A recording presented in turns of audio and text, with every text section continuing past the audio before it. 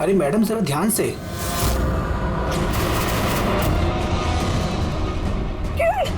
कौन किरण? मैं कोई किरण नहीं हूँ। अरे क्या कर रही है मैडम, क्या कर रही हैं आप? आपको कुछ गलतफहमी हो रही है मैम। अरे मैडम, आप ठीक तो हो ना? कौन किरण?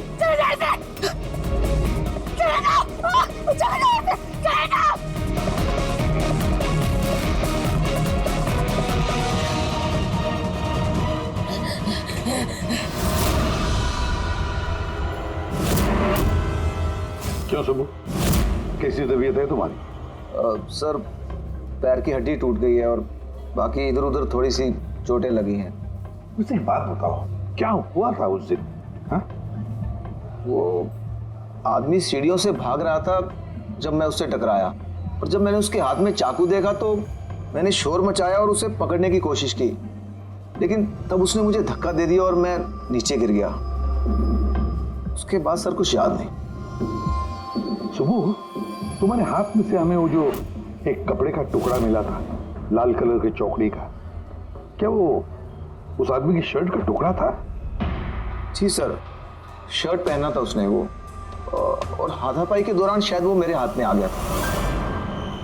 अच्छा ये बताइए, उस आदमी का चेहरा देखा था?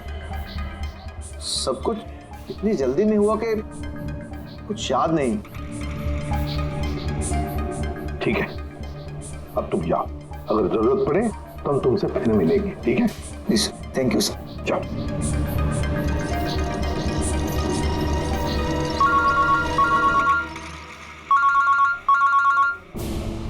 आद्या, क्या? कहां पर? अच्छा ठीक है, मैं अभिजीत और पूर्वी को भेजता हूं उधर। हाँ हाँ, अभी अभी। यस। क्या हुआ सर? मैं बता रहा था कि किसी सुपरमार्केट में एक औरत आसपास के सभी लोगों पर हमला कर रही थी और हर एक को किरण किरण किरण नाम से पुकार रही थी। देखिए मैडम, हम लोग सीआईडी से हैं, आपकी मदद करने के लिए आए हैं, ठीक है? ये चाकू हमें दीजिए। तुम्हें किरण हो? देखिए मैडम, मैं किरण नहीं हूँ, मैं इंस्पेक्टर अभिजीत हूँ। मैं तुम्हें भी जान से मार दूंगी। मैं नहीं छोड़ूंगी। आप प्लीज नहीं छोड़ूंगी। चाकू रखिए। तुम भी किरण हो, मैं बोल। क्या हुआ? सॉरी। Oh no. अरे क्या हो गया? ये औरत गिर कैसे गई? क्या हुआ? हटिए, आजा। एक्सक्यूज मी, हटिए, पीछे हटिए। एक मिनट पीछे आइए। हुआ क्या है इसको? मैडम सुनिए। क्या हुआ इसे? मैडम, सर ये तो मर चुकी है। क्या?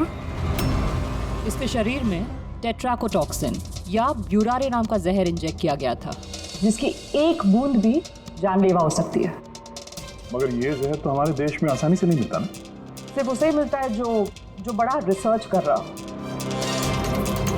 तो भगदड़ में किसी ने वो पॉइजन इसे इंजेक्ट कर दिया। मगर एक काम करो, इस हादसे के वक्त का जो सीसीटीवी फुटेज है ना, वो अच्छी तरह से चेक करो। खूनी की तस्वीर उसी में मिलेगी सर। और सर, इस परेश का क्या? इसे हर जगह मैं ही क्यों दिखता हूँ? सालू के साहब, मुझे तो ये केमिकल की बहुत बड़ी गड़बड़ लग रही है। ठीक कह रहे फ्रेडी बॉस, ये वाकई किसी खास केमिकल की वजह से, क्योंकि मुझे इसके और परेश के दिमाग में एक अलग किस्म का केमिकल मिला है। तुम्हारे कहने का मतलब है कि इसी केमिकल की वजह से इन दोनों का बर्ताव एक जैसा और एक ही चेहरा इन दोनों को दिखता है। हाँ बॉस, और मैं इस केमिकल को और डिटेल में समझने की कोशिश कर रहा हूँ। मतलब जब तक इस परेश के दिमाग पर इस केमिकल का असर रहेगा, हमें कोई जवाब नहीं मिलेंगे। और अभिजीत, ये कपड़े का टुकड़ा जो आपने हमें दिया था, इसमें से भी हमें कुछ मिला है। कमाल है तारिका जी, आज तो फोरेंसिक में एक के बाद एक सबूतों का खजाना हाथ लग गया है। क्या मिला क्या आपको?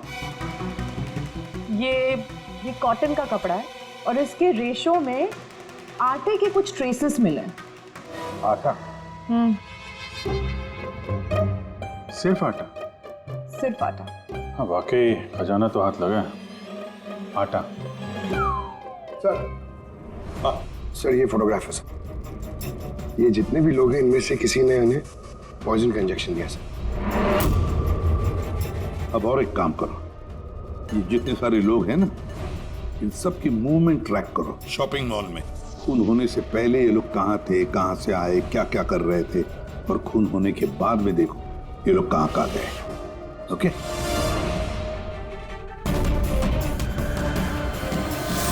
सर मैंने इस औरत का बैकग्राउंड चेक किया। इसका नाम शिप्रा है। ये एक हाउसवाइफ थी। सर परेश तो फिर भी एक मुजरिम है, उसके कई दुश्मन हो सकते हैं, लेकिन इसकी किसी से क्या दुश्मनी हो सकती है? वजह तो कुछ भी हो सकती है पूर्वी, लेकिन एक बात कॉमन है शिप्रा और परेश के बीच में, उन दोनों के ब्रेन में वही केमिकल मिला है। तो उन दोनों का दुश्मन भी एक ही हो सकता है। इस किरण के बारे में क्या पता चला? सर किरण शिप्रा का पति था और 2 साल पहले ही उसकी मौत हो चुकी थी। सर किरण शिप्रा को काफी मारता पीटता भी था। कोई ना कोई बात तो है इस परेश और शिप्रा के बीच में, कोई कॉमन बात, जिसकी वजह से ये दोनों भी उस खूनी के निशाने पर आ गए।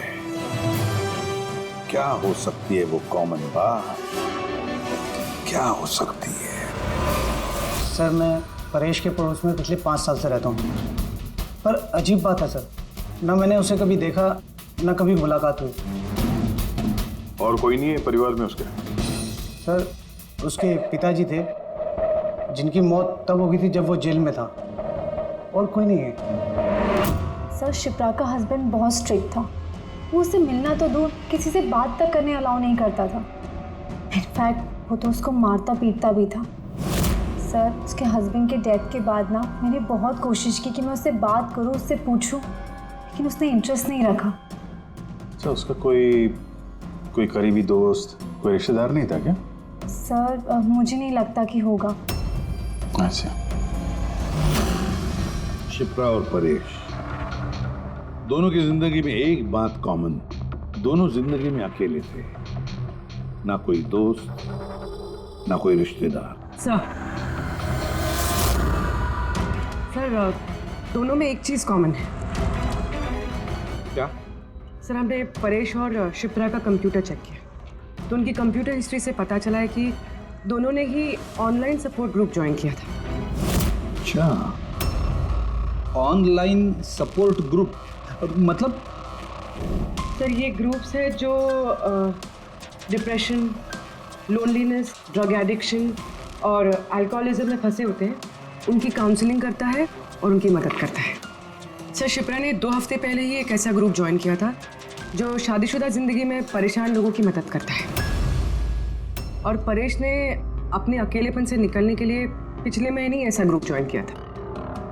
अजीब इत्तेफाक है, दोनों ने ऑनलाइन ग्रुप ज्वाइन किया और दोनों को एक ही तरीके की परेशानी हुई। कुछ पता चला इस ग्रुप के बारे में? सर हमारा साइबर एक्सपर्ट राज इस ग्रुप को ट्रेस करने की कोशिश कर रहा है, जल्दी कुछ पता चल जाएगा। सर सर शिप्रा का खून इसी आदमी ने किया। जिस वक्त उसका खून हुआ था उस वक्त जितने भी लोग मौजूद थे, ये सबसे ज्यादा अजीब है सर। जिस वक्त अभिजीत सर और पूर्वी सुपरमार्केट पहुंचे थे, ठीक उसी वक्त ये आदमी वहां पहुंचा था सर, और भीड़ में घुस गया था, और जब शिप्रा की मौत हुई तो फटाफट वहां से भाग गया। रेडी, काम करो, हमारा डेटाबेस चेक करो, शायद इसके बारे में कुछ पता चले, कोई लीड मिल जाए। इसका मतलब है सर ये खूनी सुपरमार्केट में कुछ खरीदने नहीं बल्कि शिप्रा को मारने के लिए आया था।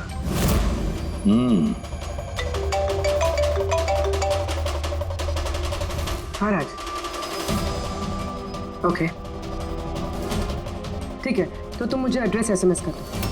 Thank you sir. Cyber expert Raj का फोन था, उसका कहना है कि ये दोनों ग्रुप्स एक ही आईपी एड्रेस से बनाए गए हैं। एक ही कंप्यूटर से? हाँ सर। आईपी का एड्रेस मिला है? हाँ सर, अंधेरी में एक प्रिंटिंग शॉप है, ये दोनों ग्रुप्स वहीं से बनाए गए हैं। बस, तो फिर अभिजीत तुम और पूर्वी जाओ वहां पर और देखो कौन है इस सबके पीछे और उसका क्या कनेक्शन है। क्या सोच रहे होते हैं? सर नहीं, पंकज ने भी बताया कि वो खूनी शिप्रा को मारने के इरादे से ही आया था। तो फिर सर उसे पता कैसे चला कि शिप्रा वहाँ सुपरमार्केट में है और वो लोगों पे हमला कर रही है? वो शिप्रा को फॉलो कर रहा होगा सर। अगर फॉलो कर रहा था तो अभिजीत और पूर्वी के वहाँ सुपरमार्केट में पहुंचने से पहले वो मार के निकल जाता, बाद में नहीं मारता उसे। अभिजीत को सुपरमार्केट पहुंचने में 20 मिनट लगे और खूनी को भी वहां पहुंचने में 20 मिनट लगे, तो इसका मतलब है दोनों को भी खबर एक ही वक्त पहुंची थी। सर कहीं ऐसा तो नहीं कि इंफॉर्मेशन खूनी को हमसे ही गई हो? हमारे यहां से इंफॉर्मेशन? हाँ, हो सकता है। क्या कहीं ऐसा तो नहीं कि जब हम परेश को देखने गए थे हॉस्पिटल में, उस वक्त खूनी वहां पर मौजूद था और उसने मेरी बातें सुन ली हो? खूनी हॉस्पिटल में कर क्या रहा था? क्या परेश खूनी के हाथों पहले तो बच गया था।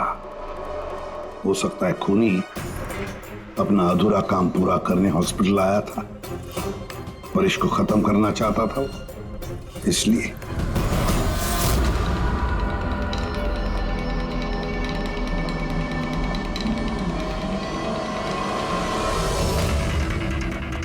डॉक्टर साहब, क्या आपने इस आदमी को देखा?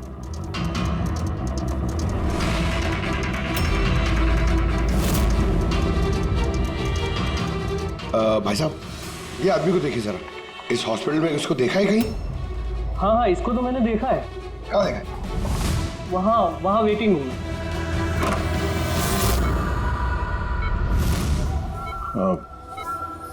यहाँ कोई आया था क्या? नहीं सर, यहाँ कोई नहीं आया। ठीक। हाँ दे। सर परेश तो ठीक है पर वो खूनी अभी तक दिखा नहीं। कहीं तो चुप कर बैठा ही है, सही वक्त का इंतजार कर रहा है। वेटिंग रूम में भी चेक किया सर, अभी कोई नहीं है। तो यही पता है, पर कहाँ छुप कर बैठा है ये?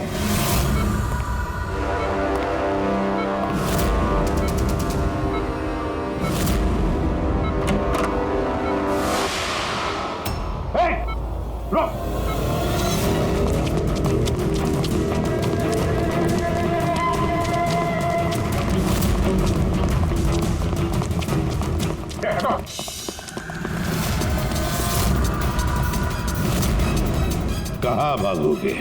रुक!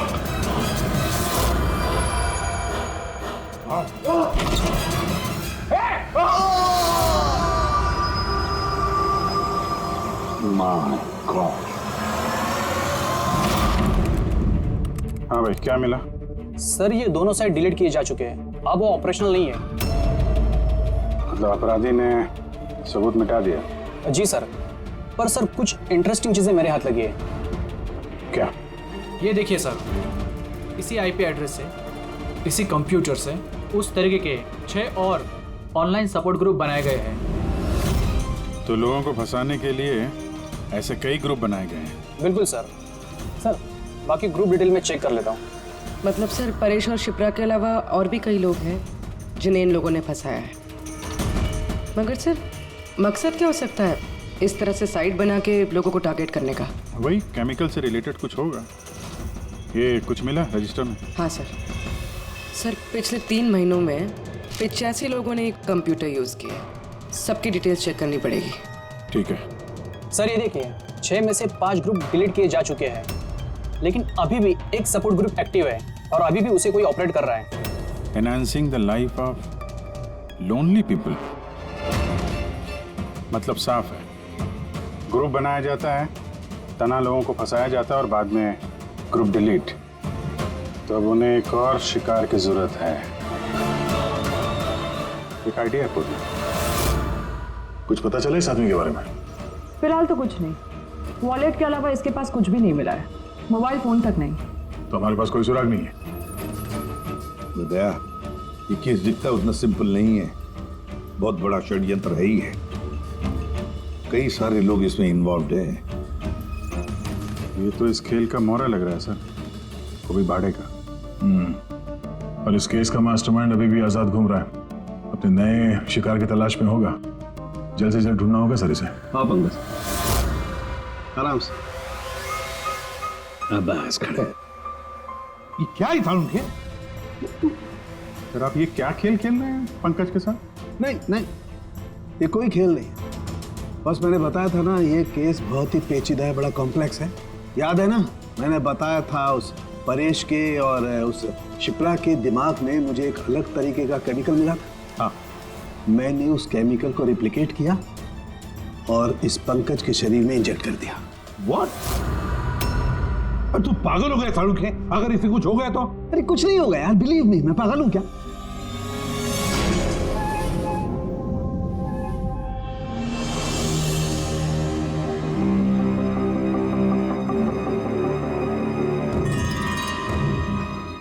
पंकज, अब आंखें खोलो, देखो तुम्हारे सामने कौन खड़ा है।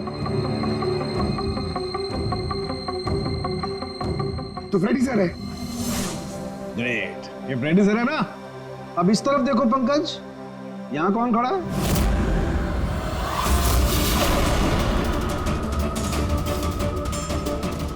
ये कैसे हो सकता है? ये इधर फ्रेडी सर, यहाँ फ्रेडी सर। मतलब शाहरुख है, ये परेश और शिप्रा के साथ यही हो रहा? बंद कर। बस बस, पट्टी लगा लो, पट्टी लगा लो, बस। ये देखा बस, इसे फ्रेगोली सिंड्रोम कहते हैं। इस सिंड्रोम में इंसान को एक ही चेहरा हर चेहरे में दिखाई देता है। उस इंसान का चेहरा जिसे या तो वो सबसे ज्यादा नफरत करता है या जिससे सबसे ज्यादा डरता है। पंकज, मुझसे इतनी नफरत करता है तू? अरे सर, आपसे नफरत थोड़ी करता हूँ सर, आपसे तो मैं डरता हूँ। पंकज को मैंने इस केमिकल का बहुत थोड़ा सा डोज दिया, इसीलिए इस पर वैसा असर नहीं हुआ जैसा शिप्रा पर और परेश पर हुआ था। परेश और शिप्रा को तो इतना हैवी डोज दिया गया था कि उनके दिमाग पर गहरा असर हुआ और साइकोसिस लेवल पर पहुंच गए। इसलिए दोनों ऐसा रिएक्ट कर रहे थे जैसे सामने भूत दिख गया हो। तो इसका मतलब जैसे जैसे परेश के दिमाग से ये केमिकल का असर कम होगा, नॉर्मल हो जाएगा और हमें अपराधी तक पहुंचने का जरिया मिल जाएगा। हो सकता है, लेकिन दावा नहीं कर सकते। और हाँ, हम ये भी नहीं कह सकते कि इस केमिकल का असर कितने दिनों में खत्म होगा।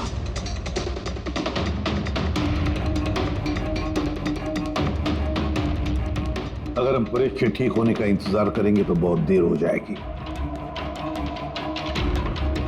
हमें कोई और तरीका ढूंढना होगा, कोई और तरीका। हाँ पूर्वी? सर, मैंने वो ऑनलाइन ग्रुप पे रजिस्टर कर लिया और डिटेल्स भी एकदम परेश और शिप्रा की तरह थी। नो फ्रेंड्स, नो फैमिली, एकदम अकेले। उन लोगों को ऐसे लोगों की तलाश है। ये तुम्हारा ट्रैकर, इससे पता चलता रहेगा तुम्हारे मोमेंट के बारे में। और ये तुम्हारा कैमरा। हमारे पास सिर्फ ये वॉलेट है सर, उस आदमी की पहचान और असलियत जानने के लिए, और ये कुछ चीजें मिली है साथ में।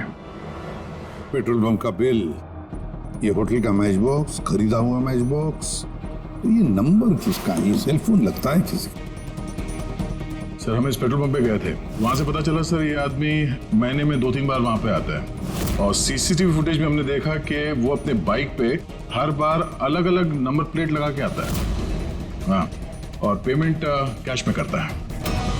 और सर ये मैच बॉक्स जिस होटल का है वहाँ पे भी हमने पूछताछ की। वो आदमी महीने में 5-6 दफ़ा खाना खाने आता है और पेमेंट भी कैश से करता है। सर ये नंबर के बारे में आप पूछ रहे थे सर, ये बार में एक लड़की है जो काम करती है उसका है। वो कह रही थी कि उस आदमी का नाम अशोक है और 1-2 बार उनसे बात हुई है, फिर वो गायब हो गया सर। मतलब हमारे पास इस अशोक के बारे में सिर्फ इतनी इंफॉर्मेशन है। एक काम करते हैं, ये सारी जो लोकेशंस है ना, पेट्रोल पंप, बार और ये होटल, देखते हैं कहाँ पर है। जरा मैप दिखाओ।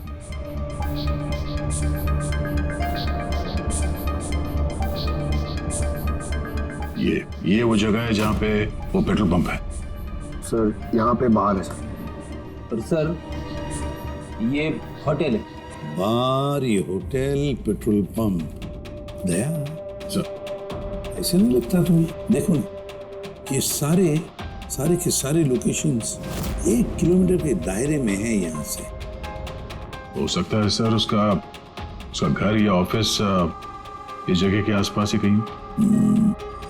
Are you ready? I am ready चल चल। हाँ सर मैं रेडी। अरे वाह, बहुत अच्छा गेटअप है। इसके घर का क्या किया?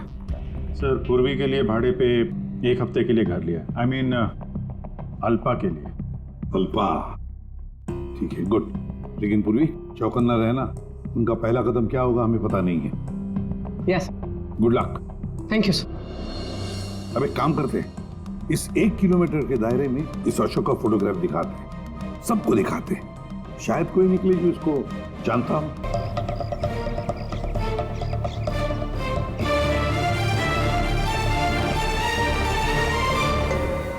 पूर्वी, हाँ सर। चौकन्ना रहना। सर यहाँ पे तो सब ठीक है।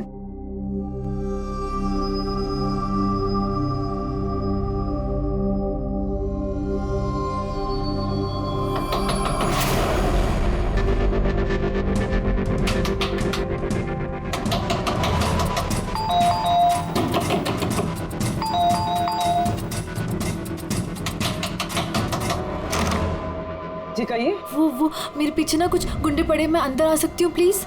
1 मिनट।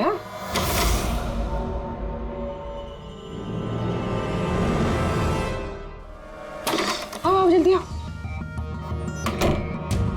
क्या क्या क्या हुआ क्या तुम्हें? अरे ये तो आदित्य है, शिप्रा की पड़ोसी। वो एक्चुअली मेरे पीछे कुछ गुंडे पड़ गए थे, मुझे समझ नहीं आ रहा था, इसलिए मैं आपके घर आ गई। कोई बात नहीं। Thank you miss. अल्पा और तुम?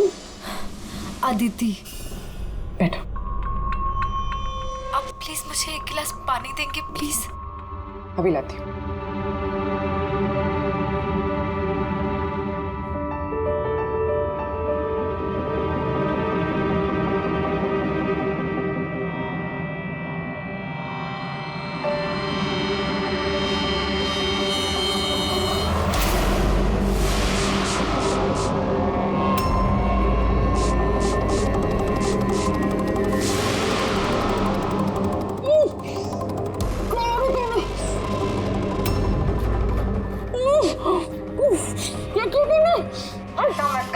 कुछ ऐसा नहीं किया, ज्यादा दर्द नहीं दूंगी तुझे मैं। पूर्वी,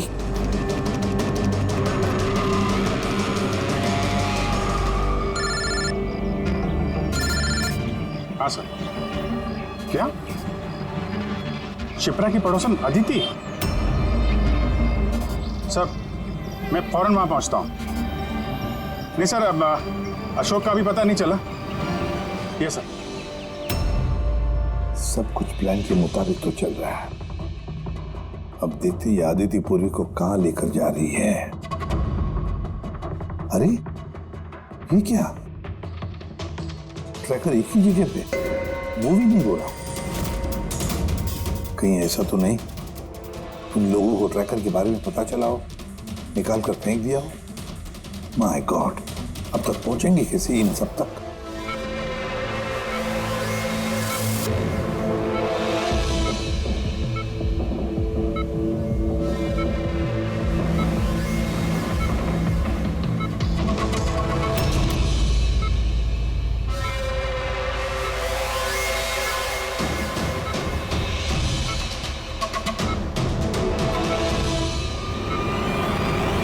चलो, तुम्हारे दवा का वक्त हो गया है, अब अच्छे बच्चे की तरह दवा लो। और तुम बिल्कुल भी टेंशन मत लेना, तुम्हें ज्यादा दर्द नहीं दूंगी। कौन हो तुम? छोड़ो मुझे, छोड़ो मुझे। चिंता मत करो, मैं तुम्हें दर्द नहीं दूंगी। छोड़ो मुझे।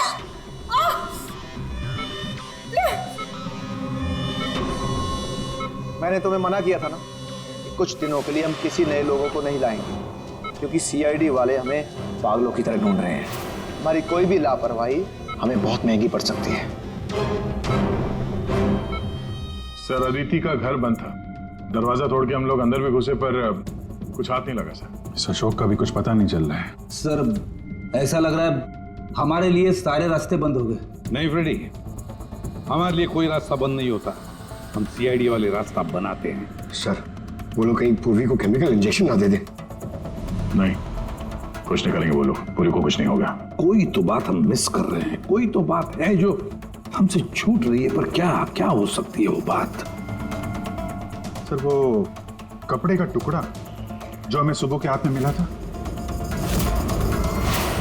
उसके रेशे में आटा मिला था हमें। हाँ सर, आटा। जब मैं अशोक के बारे में रोड पे लोगों से पूछ रहा था, हाँ, तो वहां पे मैंने एक आटा की चक्की देखी थी और उसके पीछे एक पुरानी बिल्डिंग भी है। तो फिर जरूर वो आदमी जिसने परेश पर हमला किया उस आटे की चक्की के आसपास ही रहता होगा, इसीलिए तो उसकी शर्ट पर आटा आ गया। तो ये भी तो हो सकता है कि परेश पे हमला करने वाला अशोक ही हो। सर वो कपड़े का टुकड़ा भी अशोक का ही हो सकता है। ये भी हो सकता है कि परेश पे हमला करने वाला और ये अशोक दोनों एक गैंग के लिए काम करते हो और वो गैंग आटे के चक्की के आसपास होगा। सबके सब आटे के चक्की के आसपास ही हो गया अभिजीत, और पूर्वी को भी उस चक्की के आसपास ही रखा होगा।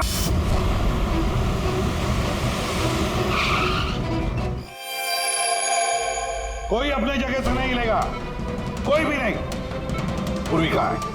अदिति, पूर्वी कहाँ है?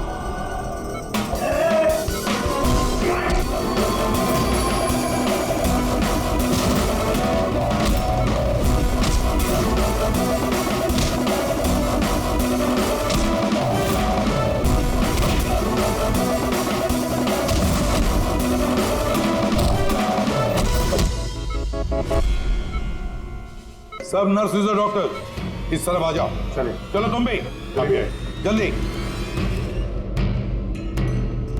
डॉक्टर अदिति, पूर्वी कहाँ है?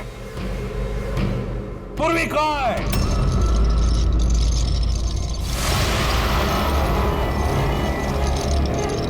हमारी पूर्वी मेरे पास है एसीपी। शंभू तुम? हाँ, मैं। जिसे तुम लोग यहां वहां खोज रहे थे ना, वो तुम लोगों के साथ ही था। मुझे देखकर अफसोस तो हो ही रहा होगा ना। मुझे पता था सीआईडी कोई भी काम अधूरा नहीं छोड़ेगी, इसलिए मैं अपना हर कदम फूंक फूंक कर रख रहा था। लेकिन इस अदिति की बेवकूफी की वजह से सब गड़बड़ हो गया और मुझे फंसाने के लिए तुमने अपने इस ऑफिसर को मेरे पास भेज दिया। लेकिन अब ये मेरे जाल में फंस चुकी है और मुझे यही यहां से बाहर निकालेगी। तुम्हें क्या लगता है पूर्वी की आड़ लेकर तुम हमसे बच जाओगे? नहीं, लगता नहीं है, ऐसा ही होगा। अगर तुम अपने इस बहादुर ऑफिसर को जिंदा देखना चाहते हो तो मुझे यहां से जाने दो। नहीं तो मैं ये केमिकल इसके अंदर इंजेक्ट कर दूंगा और उसके बाद क्या होगा तुम लोग सब जानते हो। और ये सब तुम क्यों कर रहे हो? हाँ? अपने बेटे रवि के लिए। अपने बेटे के लिए? हाँ, मेरे बेटे को पार्किंसन नाम की बीमारी है। मैं अपने केमिकल से उस बीमारी का इलाज ढूंढ रहा हूं और मैं जिस फार्मा में काम करता हूं वो मुझे इंसानों पर उसे ट्राई करने नहीं देती। इसीलिए तुमने अपने तरीके से लोगों को फंसा के उन पे ये एक्सपेरिमेंट करना शुरू कर दिया। अगर मैं ऐसे नहीं करूंगा तो मैं सही इलाज तक नहीं पहुंच पाऊंगा। कैसे पता चलेगा मुझे कि इन केमिकल्स का इंसानों पर रिएक्शन क्या होता है? और इसीलिए तुम सपोर्ट ग्रुप में ऐसे लोगों को टारगेट करते थे जो अकेले रहते थे, ताकि अगर वो गायब भी हो जाए तो किसी को भनक ना लगे और तुम उन पर अपने एक्सपेरिमेंट्स आराम से करते रहो। हाँ? अकेलेपन से जूझ रहे परेश को मैंने अपने सपोर्ट ग्रुप के जरिए फंसाया और उस पर एक्सपेरिमेंट शुरू किया। लेकिन इन सबकी गलती की वजह से वो यहां से भाग निकला और तुम लोगों के हाथ लग गया। नहीं तो मेरा प्लान कभी फेल नहीं होता। तभी तुम उसकी जान के पीछे पड़े हुए थे। मैं तो उसे उस अंडर कंस्ट्रक्शन बिल्डिंग में ही मार डालता, लेकिन वो आर्किटेक्ट बीच में आ गया। वहां तुम भी तो जख्मी हालत में मिले थे, ये क्या चक्कर है? परेश को जैसे ही मैंने चाकू मारा मुझे लोगों की आवाज आई और मैं वहां से भागना चाहा और हड़बड़ी में तुम्हारा पैर फिसल गया और तुम सीधे नीचे गिर गए। मैं तो वहां से भी भाग जाता, लेकिन मेरे टूटे हुए पैर की वजह से मैं भाग नहीं पाया। और इसीलिए तुमने विक्टिम होने का ढोंग किया ताकि तुम सेफ भी रहो और किसी को तुम पे शक भी ना हो। और तभी तुम लोगों की नजर मुझ पर पड़ी। और शिप्रा का क्या? उसे तो तुमने किडनैप नहीं किया था, वो तो सुपरमार्केट में घूम रही थी। सपोर्ट ग्रुप में से अदिति ने शिप्रा को चुना और हमने डिसाइड किया कि हम उसे किडनैप नहीं करेंगे और चुपचाप ये ड्रग देते रहेंगे। खिलाड़ी तो तुम शातिर हो, और थोड़े कच्चे हो, नहीं तो हमारे लिए सबूत नहीं छोड़ते तुम। याद है ना तुम्हारा वो शर्ट, उसका एक टुकड़ा, कपड़े का टुकड़ा, उस पर जो आटा लगा था ना, बस उसी के जरिए हम तुम तक पहुंच गए।